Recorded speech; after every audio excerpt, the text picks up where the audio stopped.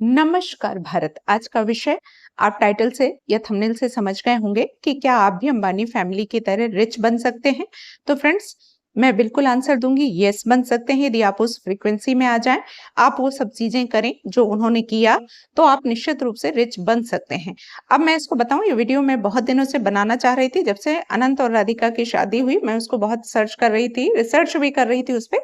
और होता क्या है, अभी संदीप माहेश्वरी जी का वीडियो आ गया, और चूंकि आप फीलिंग में होते हैं तो वैसे ही वीडियो हमेशा अक्सर आ ही जाते हैं, मैं जो भी सोचती हूँ। कुल मिला के मुझे लगा इस पे वीडियो बनाना चाहिए कि क्या आप भी अंबानी फैमिली जैसे रिच बन सकते हैं। तो फ्रेंड्स, बिल्कुल बन सकते हैं। इसका कारण ये है कि इसकी कहानी समझते हैं पहले अंबानी फैमिली को, जो मैंने अपनी नजरों से समझा और भी जो वीडियो देखने के बाद समझा कि धन बनता कहाँ है। तो धन का अंकुरण हमारे सबकॉन्शियस माइंड में होता है। फ्रेंड्स, आपको पता होगा, धीरू भाई अंबानी एक बहुत ही छोटे से क्लर्क थे, एक छोटी सी कंपनी में क्लर्क थे।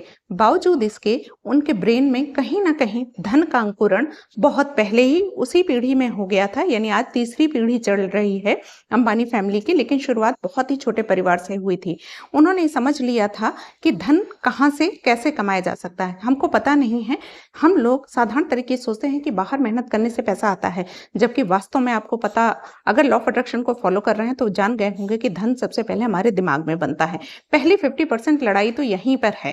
यदि आप ये जान गए कि धन आपके सबकॉन्शियस से बनता है, तो आपके जीवन में धन का आगमन होता ही होता है। दूसरा, धीरू भाई अंबानी को जब पहली तनख्वाह मिली थी, इतने छोटे से क्लर्क थे, लेकिन पहली पूरी तनख्वाह उन्होंने 5 स्टार होटल में एक कप चाय पीने में लगा दी थी, क्योंकि वो वहां जाकर के उन अमीरों की एनर्जी को लेना चाहते थे।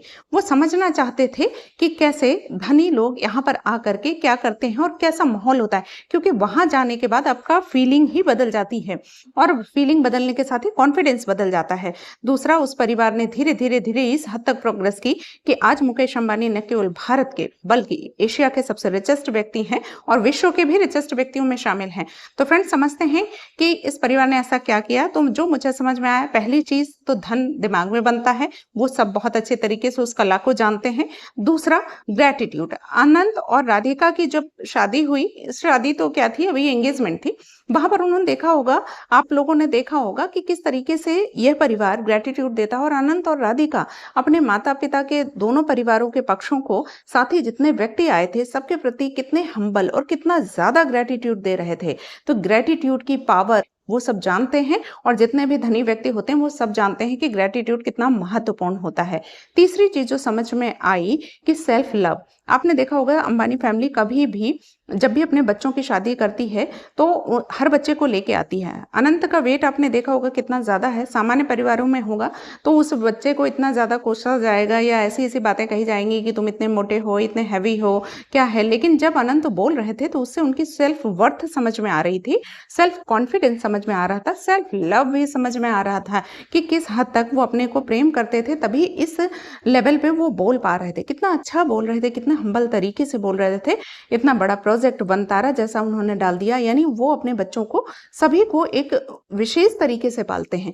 चौथा, नो कंपैरिजन। वो आपस में किसी भी बच्चे का कंपेयर नहीं करते हैं। मैंने देखा, तीनों बच्चों की शादियां हुई, जब जब जिसकी बारी आई उसको प्रेजेंट करना बहुत अच्छे तरीके से, ये अंबानी फैमिली बहुत अच्छा जानती है। पांचवी चीज, रूट से जुड़े होना, अपने रूट जड़ों से जुड़े होना, अपने जो हमारे मुख्य रिचुअल्स हैं, हमारी चीजें हैं, उनका कितना ज्यादा सम्मान होना, भारतीय संस्कृति का सम्मान होना, ये अपने माता पिता का सम्मान होना, ये रूट चक्र और रूट से जुड़ाव बताता है। तो ये सब चीजें बताती हैं कि एक व्यक्ति कैसे रिच बन सकता है। इसके साथ ही फ्रेंड्स, आप भी समझ लीजिए कि बहुत सारे लोग जानते हैं कि सेल्फ हेल्प बुक्स होती हैं, लेकिन सेल्फ हेल्प बुक्स का यूज़ कितने लोग करते हैं? 99% लोग नहीं करते हैं। ठीक इसी तरीके से थिंक एंड ग्रो रिच की बात बताई जाए, उसमें बताया गया है कि कैसे व्यक्ति कोई भी अमीर बन सकता है, लेकिन आप में से कितने लोग होंगे जो थिंक एंड ग्रो रिच को सीरियसली पढ़ते होंगे?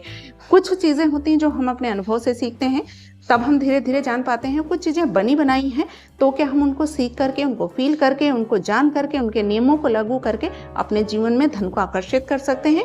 तो भी फ्रेंड्स, कोई भी उसके लिए तैयार नहीं होता, इस छोटी सी मेहनत को करने के लिए तैयार नहीं होता। सेल्फ हेल्प बुक्स पढ़ लीजिए, आपको धनी होने से कोई रोक ही नहीं सकता है।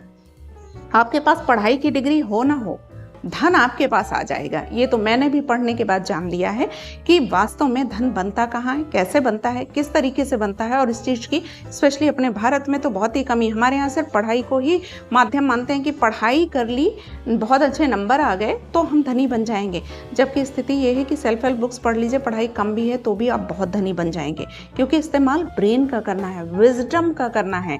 तो आपको फ्रेंड्स मेरा वीडियो कैसा लगा, समझ में आया होगा कि हम कैसे अपने दिमाग को ट्रेन कर सकते हैं धनी बनने के लिए। पहली चीज़ क्या चीज़ है, हमको सबकॉन्शियस माइंड को ट्रेन करना है कि धन हमारे अवचेतन में बनता है।